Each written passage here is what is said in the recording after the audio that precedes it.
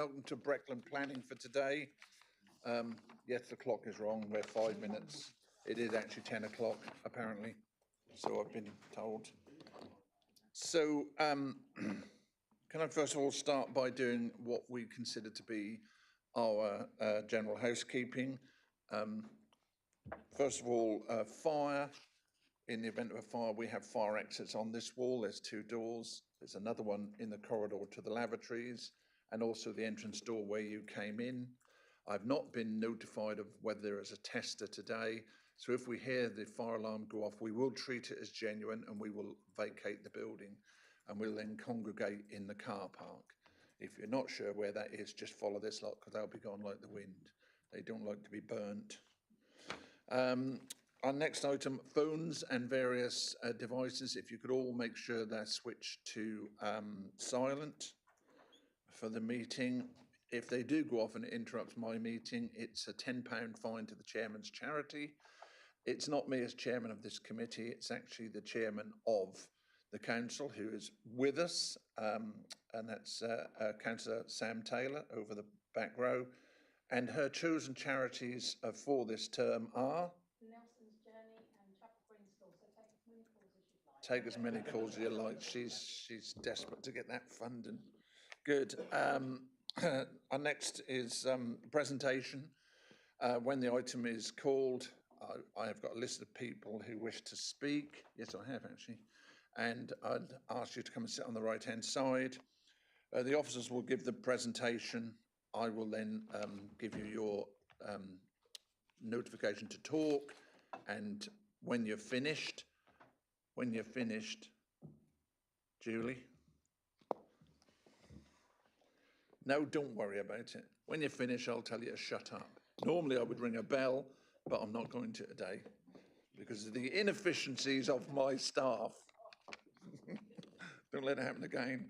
And then it'll be open to questions from members, and then we will finally take a decision on the item.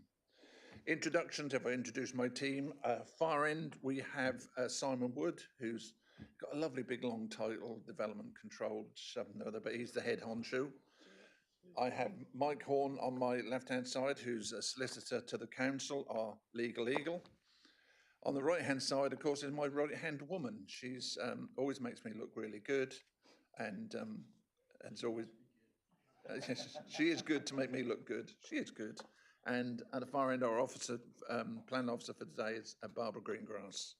And of course, we have Chris Fitzgerald, who is our usher for today, and the lovely Julie, who never slips up and forgets anything and is there to take minutes.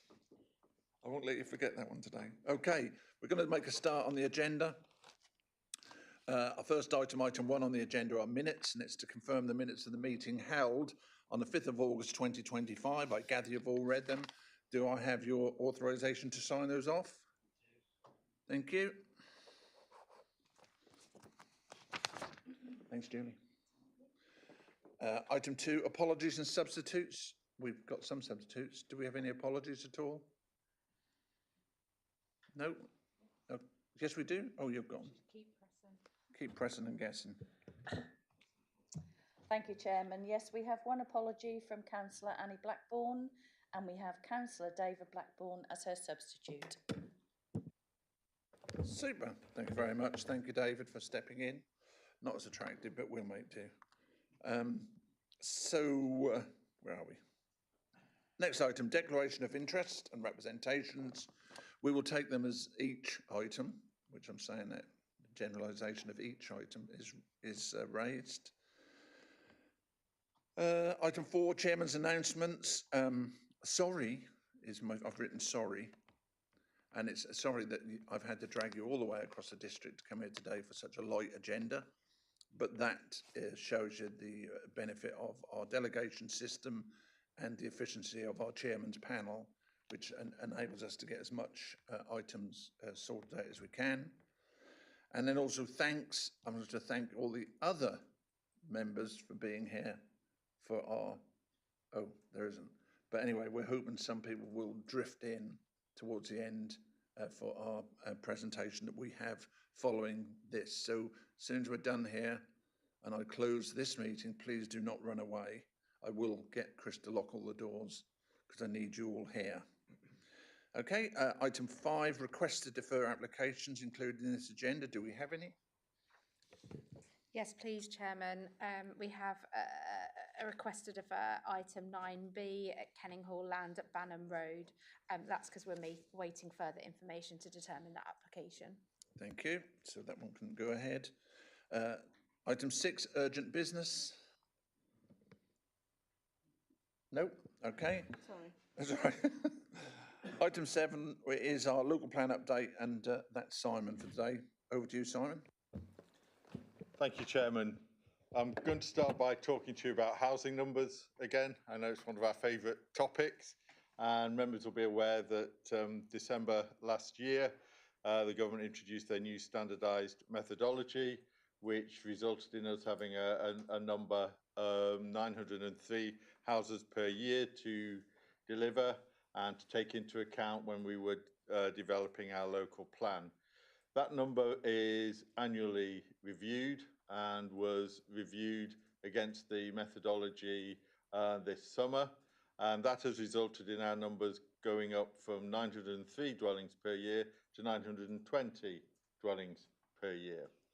We will have to reflect that in our local plan update, and that will be reflected in the draft Regulation 18 allocations document, which I will come to in a few minutes.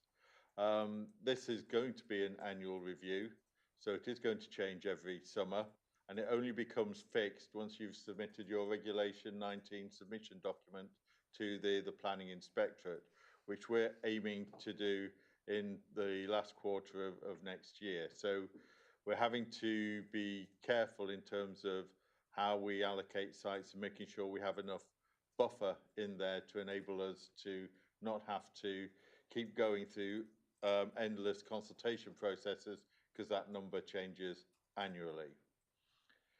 So we've spent the last few weeks considering the final submissions from land promoters in relation to potential allocations. So members will be aware that the larger sites in particular had until the end of July to submit details and assessments in relation to their sites. We received those and we've been going through those internally.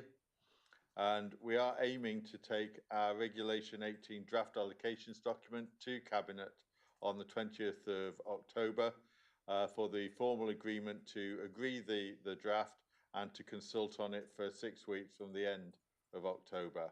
And there's a member briefing planned to be held on the 3rd of October in advance of those Cabinet papers, so we can brief you as to its content and get views from you that we can then hopefully incorporate into the report before it's issued towards the end of the following week.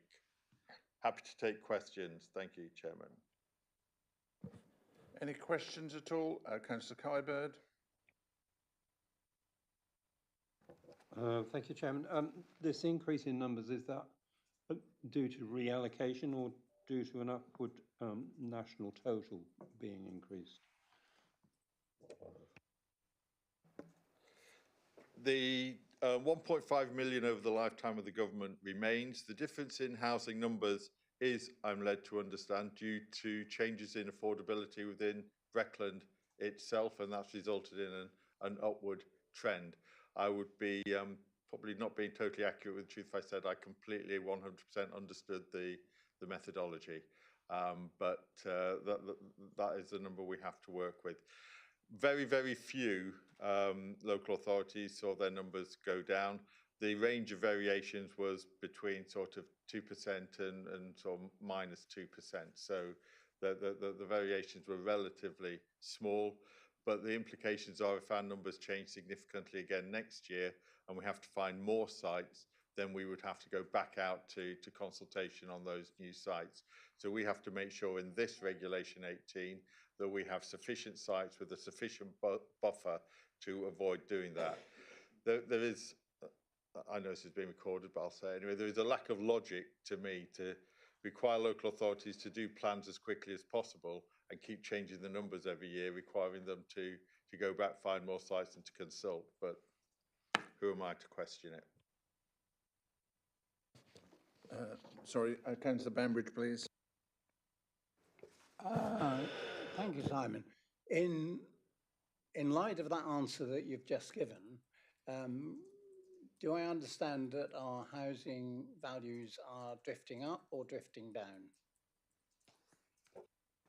I believe they're drifting up, but I would hate to be definitive on that. Thank you. No further questions? Okay, thank you very much. Moving swiftly on to deferred applications. We have none that we need to blend in for today, so that'll be for later meetings. So we go to item 9, which is our schedule of planning applications, and we've got 9A, which is Great Allingham, land off Westcar Road, PL 2025-0514.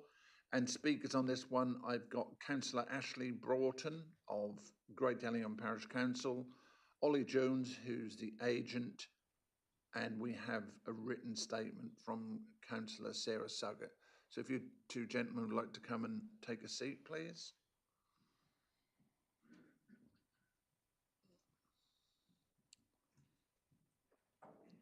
Thank you. And then I'll hand you over to Barbara. Thanks, Barbara. Thank you, Chairman. Good morning, everyone.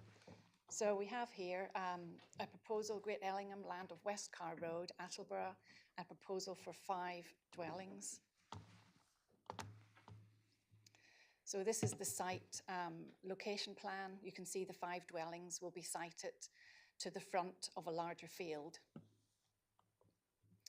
So here we have the site overview and a close-up. And I would ask members just to note the context of the site. So you can see it is very rural. To the west, there are 2 properties in spacious grounds. And to the east is an agricultural building. So this here shows the relationship of the site to the Attleborough settlement boundary, which is to the right here. And that's the L11. So I will just point out, because officers are saying this is not a sustainable location, I will just point out that to get to Attleborough, you'd have to walk along here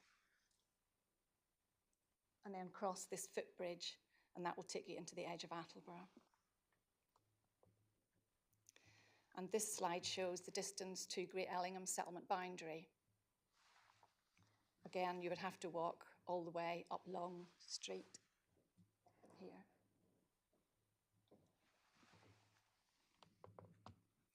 So this is the proposal on plan. You can see there's 5 dwellings sited close together to the front of the site. And these are the dwellings. So plot 1 is a 4-bedroomed dwelling.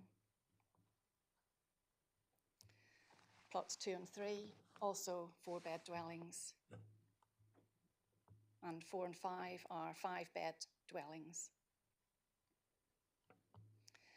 So here we have the site.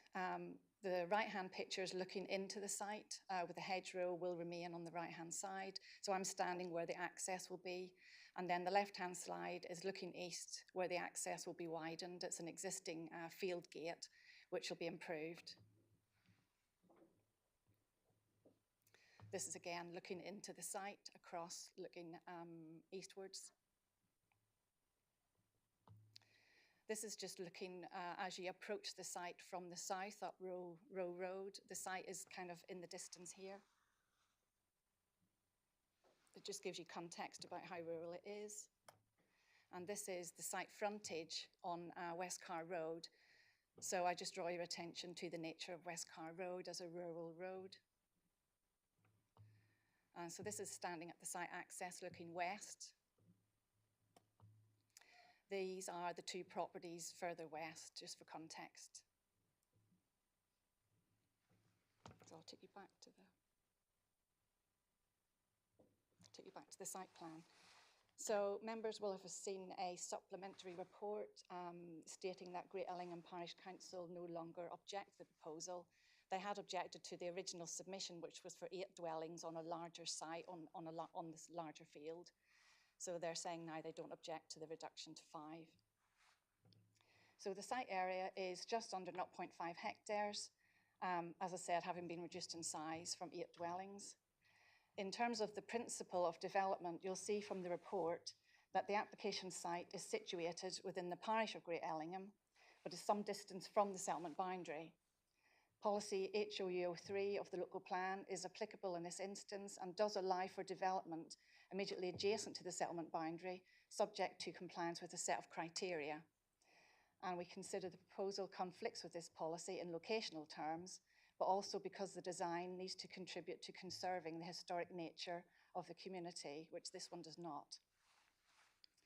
So the proposal seeks planning permission for 5, and as you can see, they're sited close together in a larger field.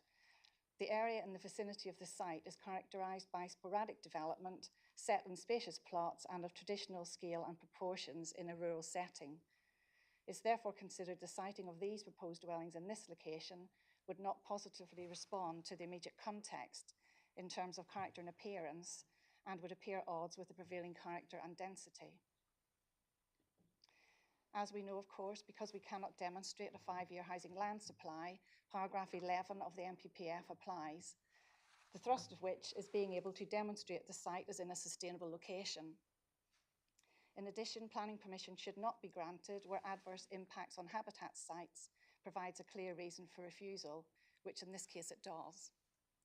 Planning permission should also not be granted where any harm would significantly and demonstrably outweigh the benefits of the development when assessed against the NPPF as a whole, but having regard to the key policies directing development to sustainable locations, making effective use of land, securing well-designed places and affordable housing. And as you can see, my report demonstrates that the application fails against these requirements. As detailed in the officer report, the site is not a sustainable location, being remote from day-to-day services, with the nearest provisions at some distance away and not within reasonable walking distances. Pedestrians and in particular vulnerable users are required to walk in the carriageway in conflict with vehicles on a road with a 60-mile-an-hour speed limit, which is unsafe. In the absence of a safe and convenient walking and cycling route for all users to access services, future occupants would be reliant on the car use for access to work, shopping, schools and leisure. So in conclusion, it's not a sustainable location or a sustainable form of development, and the adverse impacts of granting permission would significantly and demonstrably outweigh the benefits, contrary to local plan, NPPF and the Breckland Design Guide. Turning now to the visual impact, as I showed you on the slides, the character of the application site is an undeveloped, open and rural field. Therefore, development of the site would result in an undesirable consolidation of development in a location where the prevailing sporadic arrangement defines the essential rural character of the area. The character of the area is one of traditional dwellings set in spacious grounds. The proposed development would introduce a form of development which is suburban, being close together and of a scale and a design which is more akin to an urban setting. So the provision of this tight-knit group in the form and scale proposed does not have regard to the setting and context of the site and its surroundings. It would give rise to a hard urbanising intrusion into the landscape.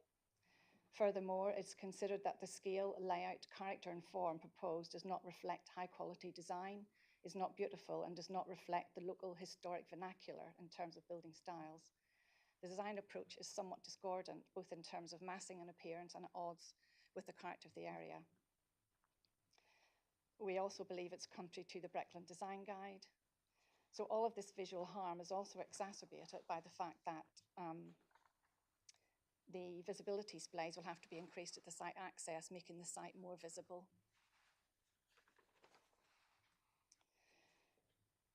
Turning now to highways impacts, I'll just take you to slide 14.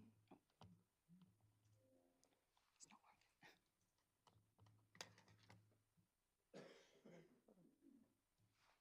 No, do it. Thank you.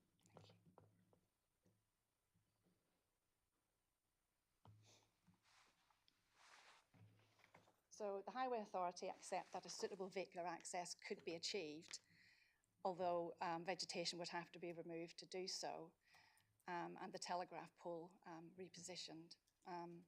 But the Highway Authority do object to the principle of building new dwellings at this location due to both the highway safety concerns and highway transport accessibility, given the remote location and the nature of the highway network.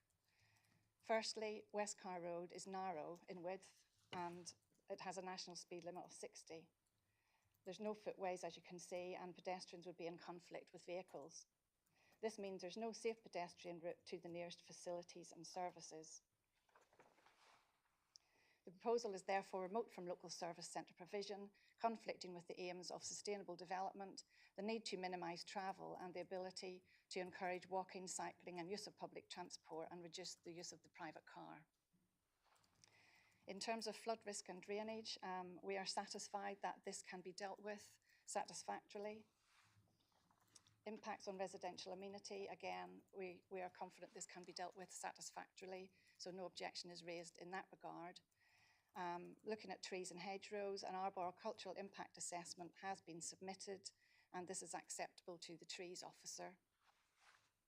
In terms of habitat sites, you'll see from the report that mitigation is required against the recreational pressure, and a financial contribution is required against the Norfolk Recreational Impact Avoidance Strategy, and that needs to be secured by UU. However, no unilateral has been submitted. Therefore, this mitigation is not in place. So the likely significant effects on habitat sites provides a strong reason for refusing the application in accordance with the NPPF. And just of note, the house on the corner, which I showed you earlier, is actually a designated heritage asset, this one. And we have considered impact on that, but we feel that the site is sufficient distance away with intervening buildings and vegetation so as not to adversely impact that property. So, Chairman, we are recommending refusal for the reasons set out in the officer report. Thank you. Thank you very much. After the two speakers, I have a statement from Councillor Suggett, which I will take last. So I've got Councillor Ashley Broughton of Great Ellingham Parish Council. Are you by any chance the chairman, vice chairman, or member? Just member. One that we could get out for today. Yeah. Well done. Good, good. Well, you have 3 minutes, sir, if you'd like to make sure your microphone's switched on. Thank you. Okay, good morning, everyone. I speak here today on behalf of Great Ellingham Parish Council. This is a proposal that is supported by both the Parish Council and the residents of Great Ellingham. The application site lies immediately adjacent to a construction site for 5 new homes, on the same road as 4 homes that have just been completed, which are of a contemporary traditional fusion architectural style, and on the same road as a proposal for up to 500 homes on the call for sites. Given the precedent of new build homes on this road already, we don't see how it can be claimed that this road is not suitable for new homes, and therefore as a council we support it as being both safe, sustainable and a suitable location for new homes. We kindly ask that you support the Parish Council's view on this matter, and that's all. Thank you. Good, I'm glad I haven't got a bell. Okay, Mr. Jones, please, who's the agent? Thank you. Good morning, members. So you've heard from the parish who are in support of this application. You've also heard from the officer, and there's a couple of points which we wish to clarify. The site is adjacent to an application that was granted permission in 2024 for 5 dwellings. These dwellings are already underway, and a discharge conditions application was submitted in 2025, which was due for approval in the last week. On that application, Highways did not object because they had no reason to object as long as a visibility display was provided. We have provided the visibility display here. They did not request a footpath. A footpath has been noted as a reason for refusal. A footpath was offered to Breckland. However, this was deemed not required because it would change the visibility of the access and also change the fundamental look of West Car Road. You see the application is located closer to Attleborough than to Great Ellingham. It is also in the postcode district of Attleborough. All the services required would be used in Attleborough. It is highly unlikely that applicants would seek to use the services in Great Ellingham. The postcode for this site would automatically take any children registering for school to the Attleborough schools. There is a footpath over the A11 which could be used, and this application has a reasonable amount of services within its locality. You've also heard that there are other applications granted along West Car Road, some of contemporary design and of some of differing design. This application does not offer a difference in dwelling type and style. There are numerous different types of dwelling styles along West Car Road which can be shown to you. The 5 houses granted next to this site are on the border of this site and do actually touch the site. The only objection we have received is one from a dwelling next door to the site. You will see that no other comments and no other issues have been raised by any other consultees other than highways. However, their grounds for refusal were a lack of footpath, which was not required by Breckland. You've heard from support already from the Parish Council, and we'd like to challenge the fact that the GIRAMS fee was not paid, as the applicant paid this on the 24th of April, and we can send a receipt to prove this. 5 dwellings will help contribute towards the lack of housing land supply, which you've already heard about this morning, and we'd like to take any questions on the application as it sits currently. We look forward to your support. Thank you. Thank you very much. Rebecca, if you'd like to read out your statement, please. Sarah's statement, Councillor Sarah Suggett's statement, just to be clear. Apologies, I am able to be in attendance this morning. As previous applications heard at Planning Committee, this application is outside the settlement boundary and poses the same dilemmas. The difference that this site poses is its proximity to Attleborough. There is a bridge over the A11 that is well used by residents and people who live in supported accommodation further down Long Street. It would have been preferable to have seen the applicant take better regard to Breckland's design guide, and if any compromise can be made in this regard, I think that would be a positive move. I believe the additional housing this offers would be positive, and I'd like to show my support alongside that of the Parish Council. Thank you. Okay, it's open to questions from members, and I've got Councillor Atwill kicking off, please. Thank you, Chairman. Is it possible, we've heard that there's this other site that has been developed in close proximity to this. Is it possible to show that on the map? And then I have a follow-up once I've seen that, please.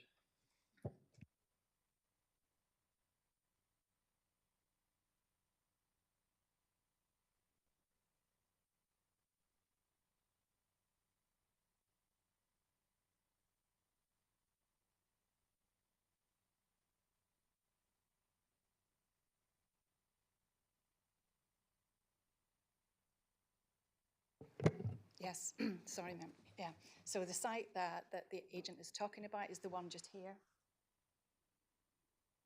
That did get outline planning permission at a time that we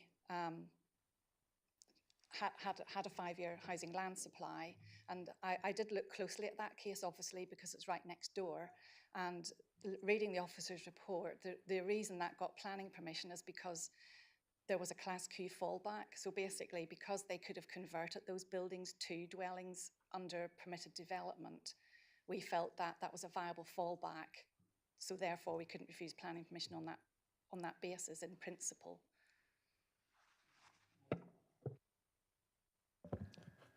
So on the Class Q fallback, what we have next door is new dwellings and not a conversion of a barn, is that right?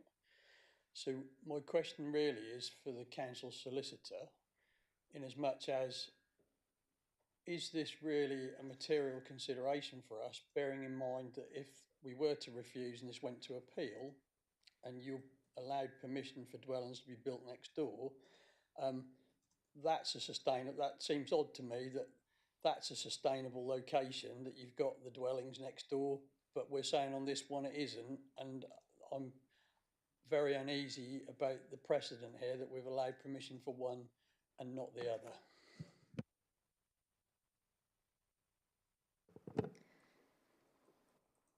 Just trying to unpick that a little bit, but the site next door can't set a precedent for a wide open field with nothing on it. So the site next door had agricultural buildings on it that would have been, that under permitted development, would have got planning permission for residential dwellings. So the principle was established by the presence of those buildings and the fact that they had a fallback option which would achieve dwellings on that site. So the principle had been established, and that was a material planning consideration in the determination of that planning application. You members don't have that same material planning consideration in the determination of this application because you don't have a fallback position and you don't have an in-principle permission on this site. So, and I have to remind you, there's no precedent argument in planning.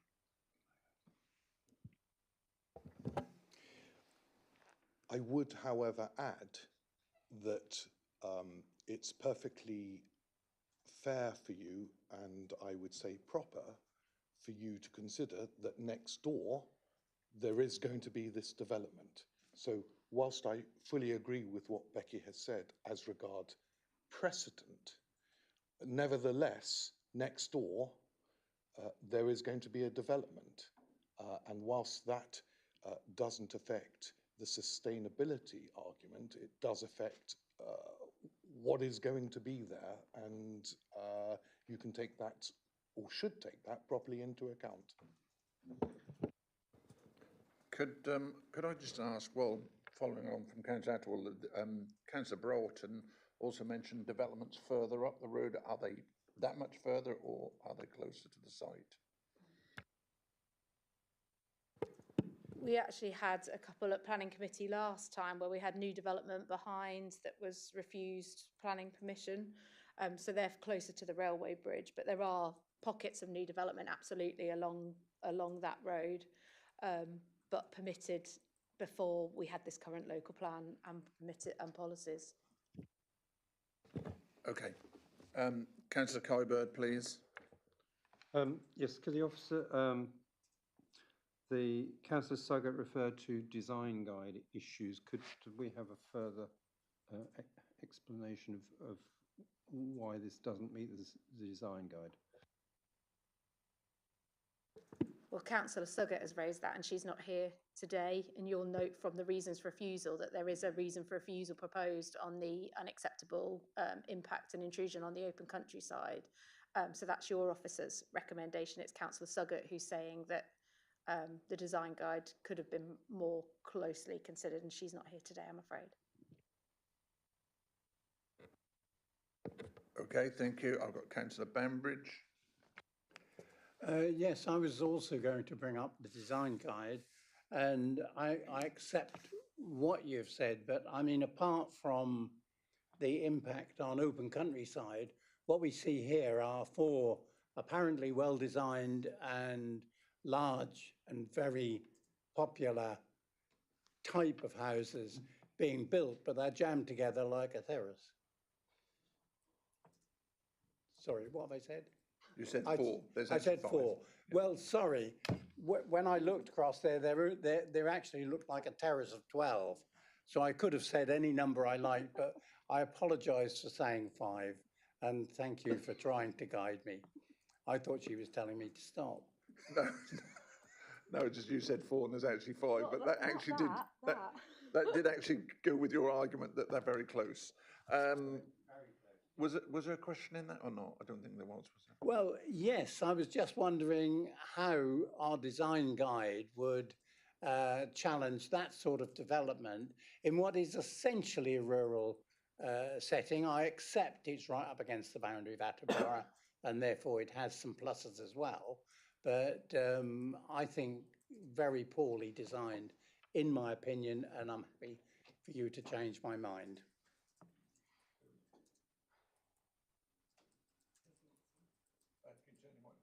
Oh. Not sure it's my role to change your mind on that bit, but you know, members, you've got an assessment in front of you in terms of what the officers consider the merits or not of the scheme are. That assessment goes into some detail about the impact of development on this site in terms of its rural location. It does not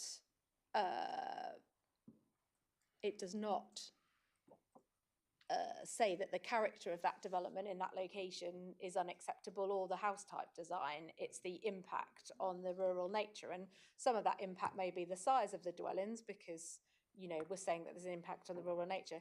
If you have further concerns on that, it's obviously within your remit to take them into consideration, but the officer report sets out what our reasons for refusal are. We're not looking to add to them at this time. Councillor Blackburn, please. Thank you. I thought I heard originally there was going to be 8 properties on that site. It's a very large field. It looks like that once those 5 are up, there's loads of access for further properties around the back of that field. Are they earmarking that whole field for development? It looks like a creeping development rather than just putting 5 5 houses on there.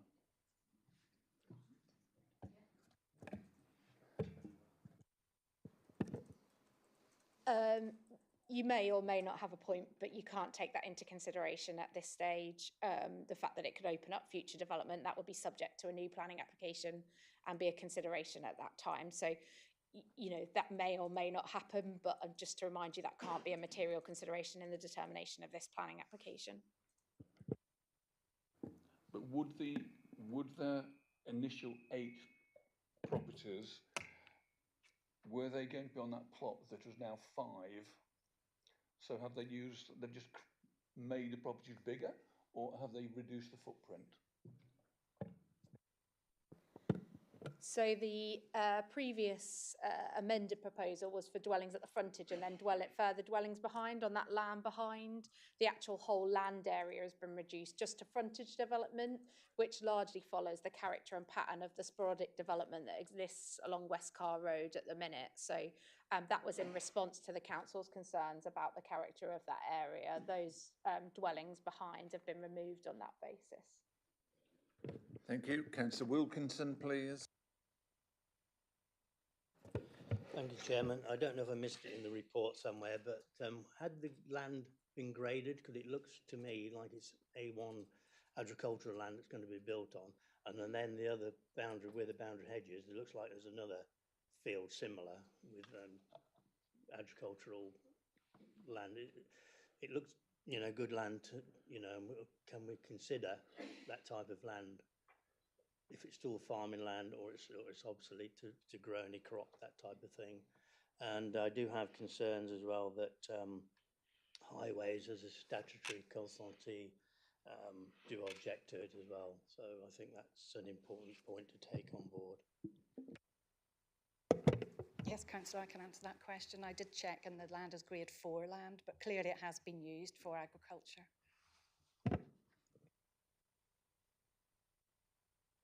Okay, thank you. I've got Councillor Atwell coming back, please.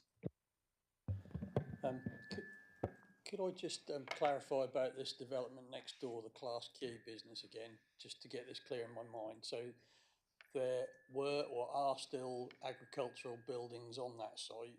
Is the intention to demolish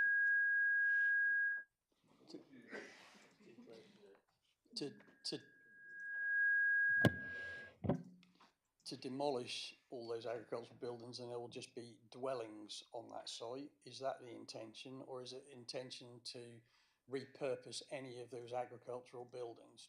So in effect, next door, you're nodding, so basically what you're telling me is that's just going to be brand new dwellings next door and nothing else on that plot. So that clarifies that. If as a committee we were minded to give approval for this, would it be possible to place conditions on the application in terms of retaining the frontage? Because you've got the trees there, you've got to take a section of the trees or hedge out for the driveway, but is it possible to condition it so that the remainder of those trees stroke hedge is retained for screen and for the houses? And also, is it possible to condition the use of materials for the houses? Obviously, in terms of the type and style of brick, etc., that's going to be used, because I'm not sure that I've seen all the detail on that and exactly what colour rendering, etc., is going to be used. Is it possible to condition those two things if we were granted to give permission?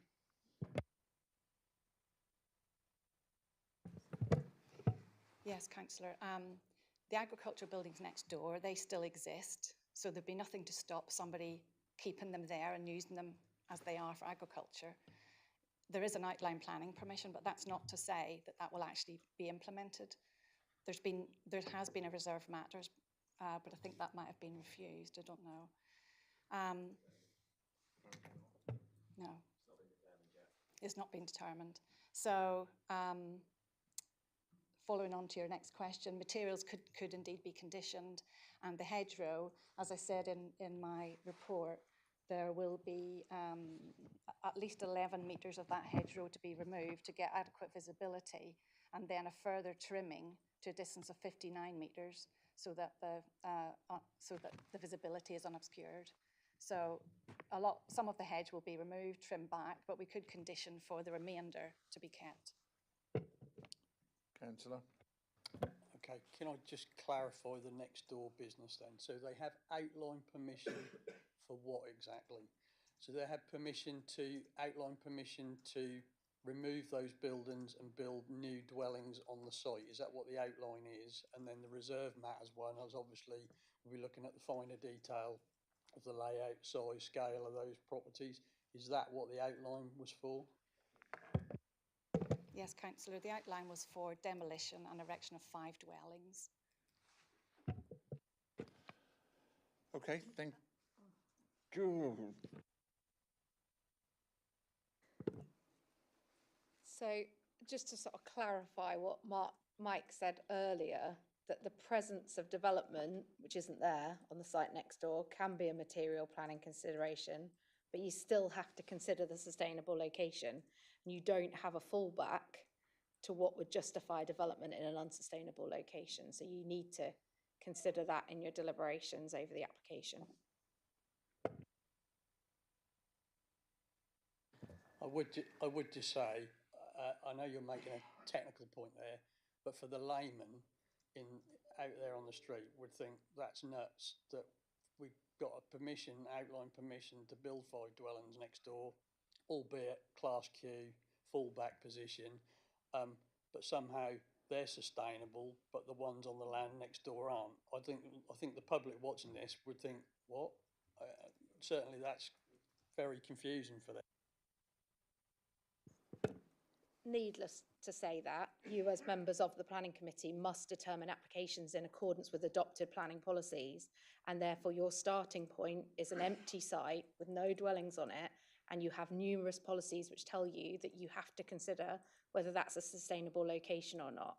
So all I'm saying to you is, in your deliberations, you need to ask yourself that question, is how can you determine an application in an unsustainable location to be sustainable? You need to ask yourself that question, because you don't have a fallback position on this site of residential development.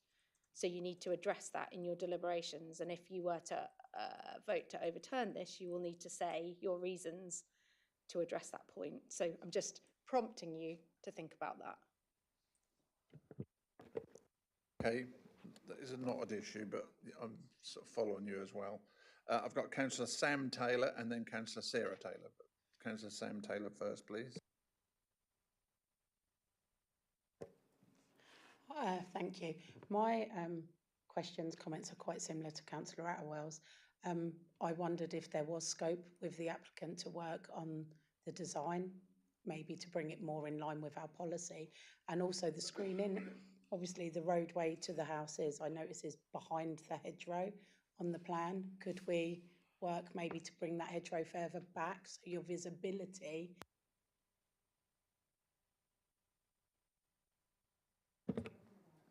Councillor Sarah Taylor, please. oh, there we go, remove the existing and then replace further within but I probably would like to see the new hedgerow put in before the old one, so habitat wasn't too badly damaged and eradicated. But I didn't know if they were things that maybe the applicant would consider, because I do know, although this is outside the settlement boundary, to walk to the nearest school is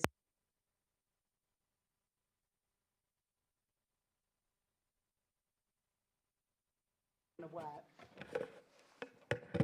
So for foot access to Attleborough and its amenities for education actually isn't that far over the Blue Bridge. I think it's 0.9 miles. So are there ways that we can work together to get this application approved? Because there is development along that coming in. There's development next door that's going to be, I know that we aren't, but there will be other applications that we see for this road coming forward. I just wondered if we could work together. Mr. Jones, would you like to answer that, please? Yep, so behind the hedgerow at the moment is the BNG land, so that is going to be planted up anyway. The hedgerow that's noted isn't actually much of a hedgerow, it's sort of a spindly overgrowth. If you look back on historic photos, you'll see it's basically just self-seeded hedge.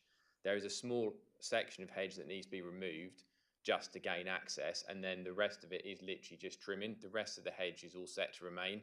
I think it's 6 self-set parts of hedge that have got to come out over a distance about 5 metres to gain an 11-metre gap. The gap already exists for the entrance. The visibility displays are achievable in there, which we've noted, and we've gone through with highways following a speed survey, so that is all achievable. In terms of the design guide, if we wanted to change materials, I'm happy to work with the council to achieve that and change the development style if we needed to, or even the the materials on there. That's not a problem at all. But there has been precedent set further along that road of lots of different types and styles if you look further down West Carr Road. Thank you for that. I've got Councillor Sarah Taylor, please.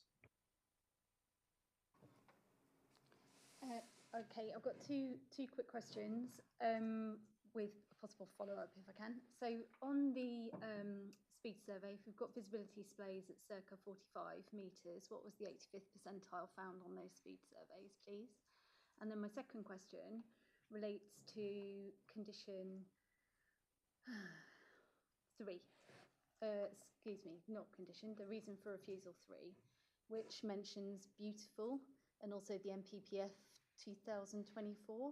My understanding is that the MPPF 2025 struck out references to beauty. And so I'm just wondering, I don't recollect our own policies relating to beauty. So could I just have some clarity on that point as well, please?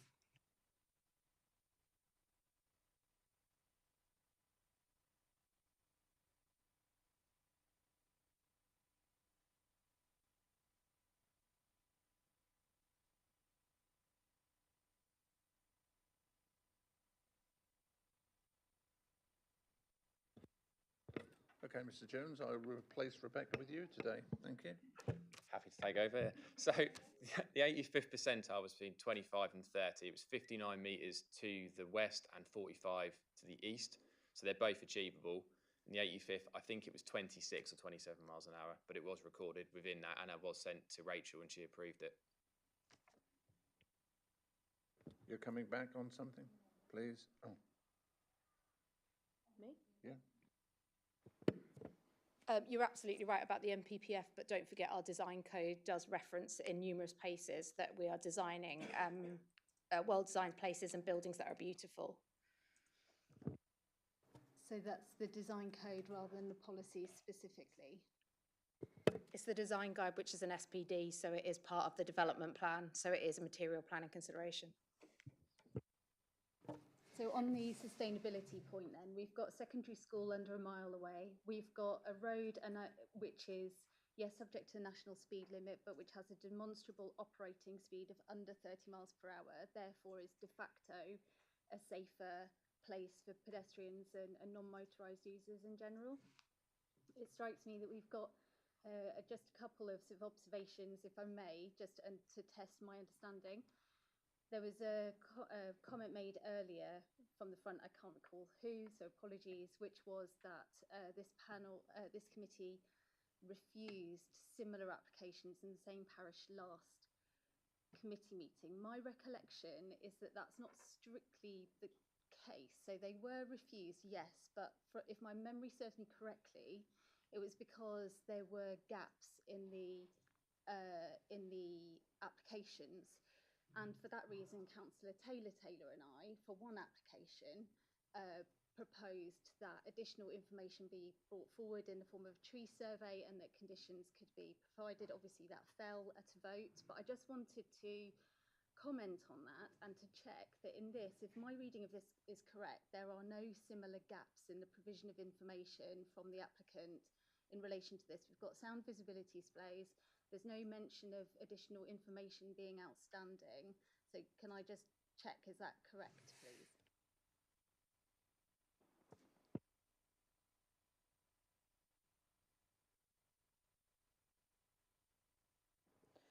The reason for refusal are those that are set out at the end of that notice, Councillor Taylor. But the answer to my question with respect to gaps in this planning application?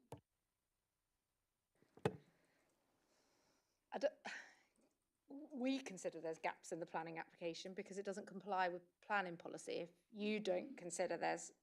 So what you're saying is that there's no insufficient information reasons for refusal included in those reasons for refusal. However, the way we determine planning applications is whether they comply with planning policy, not whether we have all the information to determine the planning application or not. My last observations is that the comments to this committee refer often to our deliberations, need to take account of things. And so our deliberations in the last planning committee overtly took account of the fact there was insufficient information coming through. So this is the reason for my question now. And then with respect to the considerations and deliberations regarding the sustainability point, it is my view that the proximity of the secondary school, the very low operating speeds of the roads means that this is a sustainable development, and in that respect this application benefits from additional information that was not contained in the ones that we considered in the prior application, the prior committee. So we're not necessarily comparing apples with apples in terms of the deliberations.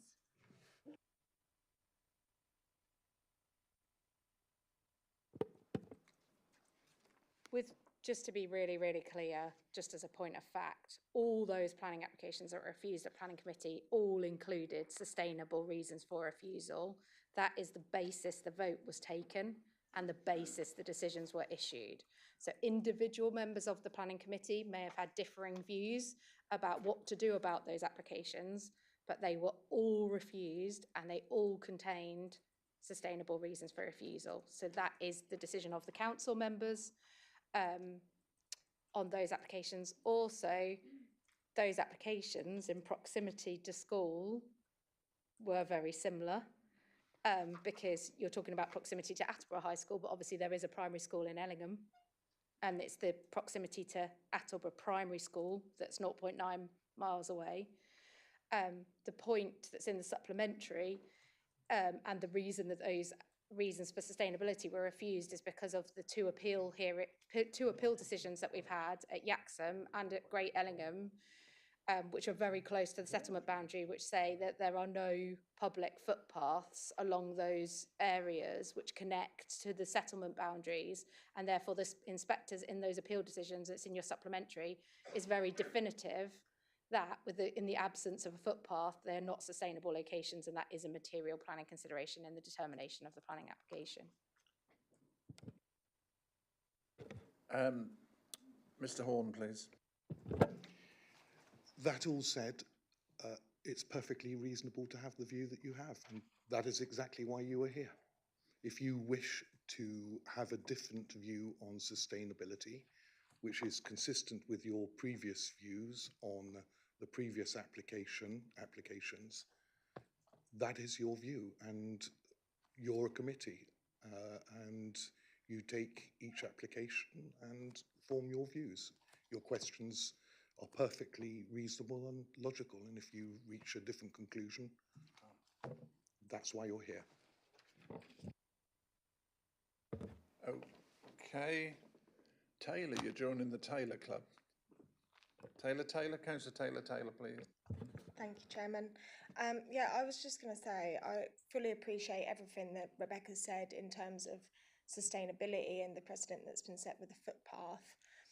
I do think that, me personally, I'm minded to agree with Councillor Sarah Taylor and appreciate the comments that have come forward from the solicitor about taking our own subjective view of what sustainability is and what that looks like.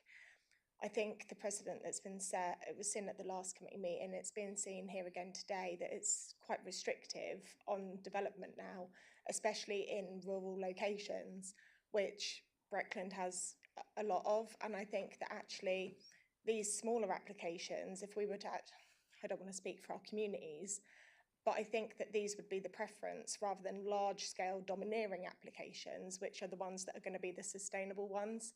So I think if there's a way that we can bring these kinds of developments forward, I'm preferable to that. I do know, and I know we had this at the last meeting, so it might not be particularly relevant, but having looked at the paper, although it falls within the parish of Great Ellingham, the ward is actually Queens and Besthorpe, an Attleborough ward. And from, I just put in Google Maps, from the postcode of the site, on a bike ride to Attleborough town centre is 7 minutes. And I know a neighbour a few doors down, and her primary mode of transportation is by bicycle. So I just wanted to make that known. Thank you. Thank you for that. Any further questions as we're moving forward? No? Okay, can I just highlight Councillor Samantha Taylor, please?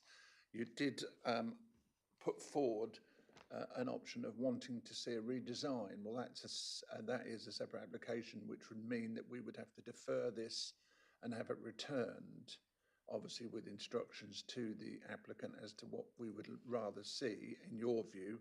Would you like to go forward with that? If so, I would need a vote for deferment.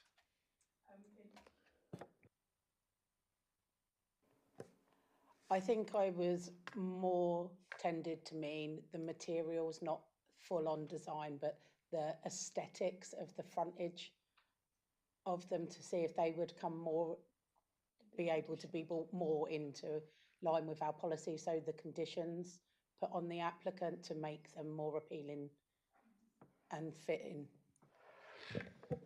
Thank you. Well, if members were mindful to approve and it was successful, then we could condition those materials. Okay, we can leave that to the officers to sort out. Any further questions before we take the vote? Okay, no. All right. So on this item at Great Ellingham, land off West Car Road, reference PL 2025-0514. Your officer's recommendation for this is one of a refusal. Could I have a show of hands for refusal, please? 6. And those against the officer's recommendation? 5. Okay, close call, but this item is refused. Thank you very much for your time, gentlemen. Thank you. Thank you, members. Okay.